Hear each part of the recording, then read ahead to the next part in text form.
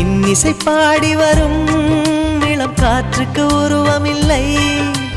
காற்றலை இல்லை என்றால் ஒரு பாட்டொலி கேட்பதில்லை.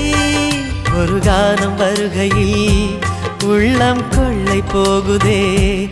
ஆனால் காற்றின் முகவரி கண்கள் அறிவதில்லையே. இந்த வாழ்க்கையே ஒரு தேடல் தான், அதை தேடி தேடி தேடும் மனது தொலைகிறதே. இன்னிசை பாடி வரும் இளம் காற்றுக்கு உருவமில்லை. காற்றலை இல்லை என்றால் ஒரு பாட்டொலி கேட்பதில்லை.